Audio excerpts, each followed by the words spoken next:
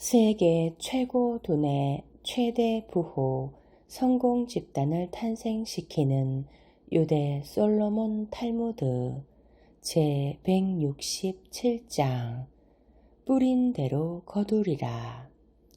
유령의 집. 폴란드 포즈나인이라는 도시에는 도로에 면하여 큰 저택이 서 있었다. 그 저택 안에는 늘 자물쇠가 채워져 있는 큰 지하실이 있었다.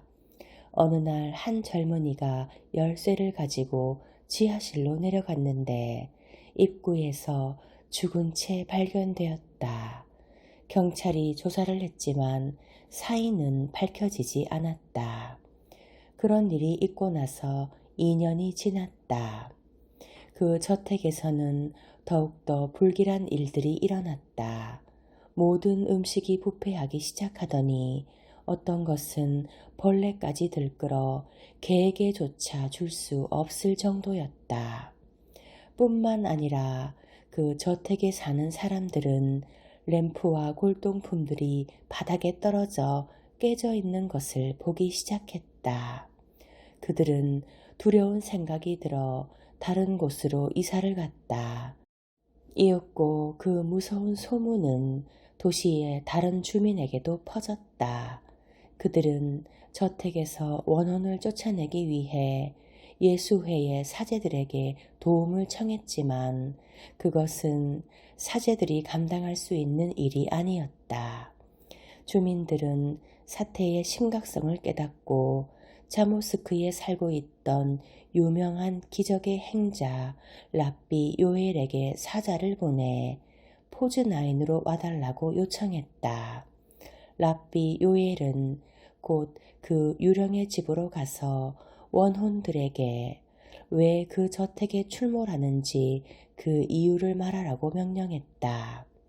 너희들은 이곳에 출몰해서는 안 된다는 것을 모르더냐?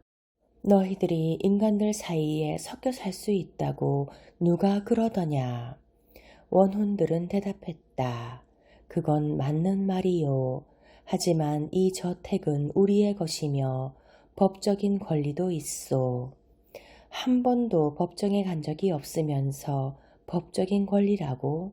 그렇다면 포즈나인의 랍비 법정에 가서 시비를 가리도록 하자. 만약 거기서 너희들이 이기면 그 권리를 주장할 수 있다. 누구도 자기 스스로 법이 될 수는 없다. 원혼도 마찬가지다. 원혼들은 이 말을 듣고 포즈나인의 랍비 법정에 호소하기로 했다. 이튿날 법정의 랍비 3명은 랍비 요엘과 함께 유령의 집으로 갔다. 안내를 자청한 것은 옛날 그 저택에서 살던 사람들이었다. 그들이 저택 안에 들어서자마자 사람의 목소리가 들려오기 시작했는데 그 모습은 어디에도 보이지 않았다. 그 목소리는 재판관들에게 어떻게 하여 그 저택이 유령의 집이 되었는지를 얘기했다. 존경하는 여러분, 이것만은 알아주시기 바랍니다. 옛날 이 집에는 한 보석상이 처자와 함께 살고 있었습니다. 실제로는 2명의 아내, 1명은 사람이고 또 1명은 사람이 아닌 원혼이었지요. 그는 원혼 쪽을 더 열렬하게 사랑했기 때문에 기도 중간에 신화구구를 빠져나와 집으로 돌아가서 그녀와 함께 침대에 들기도 했습니다. 그리하여 그는 2명의 아내와 생활했고 2 아내는 그에게 아들과 딸들을 낳아주었습니다. 물론 인간 아내는 귀신 아내에 대해서는 아무것도 몰랐지요. 그런데 어느 날 인간 아내가 알아버렸습니다. 보석상이 가족들과 함께 유월절을 즐기고 있을 때 식사가 진행되던 중에 그가 일어서더니 욕실로 가는 것이었습니다. 가족들은 그가 돌아오기를 기다렸지만 오래도록 그는 돌아오지 않았어요. 그의 아내는 어찌된 일인가 걱정이 되어 욕실로 가보았습니다. 열쇠 구멍으로 들여다보니 놀랍게도 거기에는 금과 은을 박아 넣은 식탁과 한껏 치장한 침대가 있고 그 위에는 아름다운 여인이 알몸으로 누워 있었는데 세상의 모든 남자들이 아내에게 하는 것처럼 남편이 그녀를 포옹하고 입을 맞추고 있었습니다. 가련하게 된 것은 인간 아내였지요. 그녀는 너무 놀라 말도 하지 못하고 식당으로 돌아와 혼란 상태에서 자리에 앉았습니다. 한참 뒤 그는 식탁으로 돌아왔지만 그녀는 여전히 아무 말도 하지 않았습니다. 그날 밤 내내 그녀는 침묵을 지키고 있었습니다. 아침이 되자 그녀는 랍비를 찾아가서 목격한 광경을 얘기했습니다. 그러자 랍비는 보석상을 불러냈지요. 그는 모든 것을 고백했습니다. 말씀하신 대로입니다. 저에게는 인간이 아닌 아내가 또 한 명 있습니다. 랍비는 성스러운 이름이 들어있는 부적을 준비해 그것을 남자의 목에 걸어주었습니다. 그 덕분에 그는 귀신 아내와 더 이상 잠을 자지 않아도 되어 그녀로부터 해방될 수 있었습니다. 그런지 몇 년이 지나 보석상이 세상을 떠날 때가 되었습니다. 그러자 귀신 아내가 그를 찾아와서 눈물을 머금고 호소했습니다. 부탁입니다. 불쌍한 자식들을 생각해 보세요. 집도 가정도 없는 그 애들을 저대로 두고 가지는 말아주세요. 그렇게 말하더니 그녀는 교태를 부리듯 웃음을 지으며 그의 옆에 앉아 허리에 팔을 둘렀습니다. 그가 그녀와 아이들에게 상속의 목, 다시 말해 그의 저택 지하실을 주는 것에 동의할 때까지 그러고 있었지요. 그리고 그 목소리는 이렇게 끝맺었다. 그러니까 우리는 유일한 상속인입니다. 이 저택은 저희들이 아버지한테서 받은 정당한 재산입니다. 원혼들이 그렇게 주장하자 그 저택에서 살던 사람들이 일어서서 호소했다. 우리는 이 저택의 방을 상당한 돈을 주고 샀습니다. 귀신들은 인간이 아니므로 상속인이 될 수 없습니다. 양쪽의 주장을 들은 재판관들은 서로 의논한 끝에 다음과 같은 판결을 내렸다. 이 사람들은 법에 따라 정당하게 방을 구입했으므로 원혼들은 거기에 대해 아무런 법적 권리를 가지지 않는다.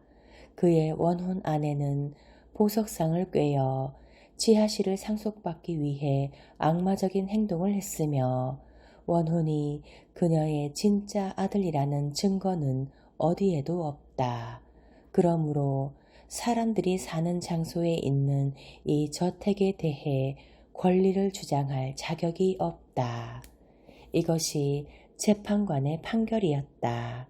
랍비 요엘은 원혼들에게 지하실과 저택을 떠나 숲이나 인가에서 멀리 떨어진 곳으로 갈 것을 명령했다.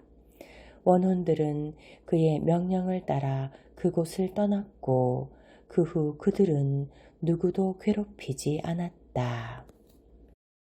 물에 빠진 학자.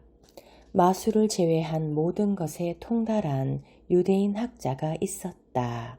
그는 이집트에 위대한 마술사가 있다는 얘기를 듣고 생각했다. 그곳에 가서 마술을 배워야겠다. 남자는 집을 떠나 첫날 밤을 한 여관에서 묵었다. 이튿날 아침 그가 출발 준비를 하고 있으니 여관 주인이 물었다. 어디로 가십니까? 학자는 그에게 여행 목적을 얘기했다. 저도 마술사입니다. 제가 마술을 가르쳐 드리지요. 하지만 학자는 그가 농담을 하는 것으로 여기고 조롱하듯이 말했다. 뭐, 여관 주인이 마술사라고? 여관 주인은 그 말에 화가 나서 이 거만한 학자에게 교훈을 가르쳐 주기로 했다. 나리께서 이제부터 사막을 지나가시려면 출발하기 전에 냉수로 몸을 씻는 것이 좋을 것입니다. 그렇게 말하더니 여관 주인은 물이 든 큰 그릇을 가지고 왔다. 그는 손을 씻으려고 몸을 구부리다가 균형을 잃고 그 속에 빠지고 말았다. 그러자 갑자기 폭풍이 일어나서 미친 듯이 파도가 그를 덮쳤다. 그때 상선이 지나가다가 구명구를 던져서 건져주지 않았더라면 그는 틀림없이 물에 빠져 죽었으리라. 선원들은 그의 정체를 알아내려다가 그가 매우 학식이 높은 사람이라는 것을 알았다. 우리와 함께 우리나라로 가준다면 지사로 모시겠습니다. 학자는 그들의 제안에 동의하여 배를 타고 그들의 나라로 가서 지사가 되자 어느덧 자신의 과거와 고향을 완전히 잊어버리고 말았다. 어느 날 학자가 지사로 있는 나라가 적의 침략을 받았다. 그들은 온 나라를 약탈하고 그를 포로로 잡아서 노예로 팔아넘겼다. 그 후 몇 년이 지나 그는 가까스로 사막으로 달아날 수 있었다. 사막을 헤매다가 동굴을 발견하고 더 이상 어찌할 바를 몰라 그 안에서 쉬고 있었다. 그때 새 한 마리가 날아와서 포르릉 포르릉 하고 쥐저기는 소리가 들렸다. 학자는 그 소리를 듣고 동굴에서 나왔다. 그는 자기 앞에 물그릇이 놓여 있는 것을 보고 얼굴을 씻으려고 몸을 앞으로 숙이다가 자기 뒤에 서 있는 누군가의 모습이 물에 비치고 있는 것을 발견했다. 그 사람은 오래전에 이집트로 가던 도중 하룻밤을 보낸 여관의 주인이었다.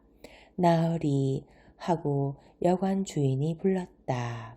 나리께서는 이미 오랫동안 몸을 씻고 계신데 아침 식사가 벌써 준비되어 있습니다. 그 말을 듣고 학자는 자신의 잘못을 깨닫고 여관 주인 밑에서 마술을 배우기로 했다.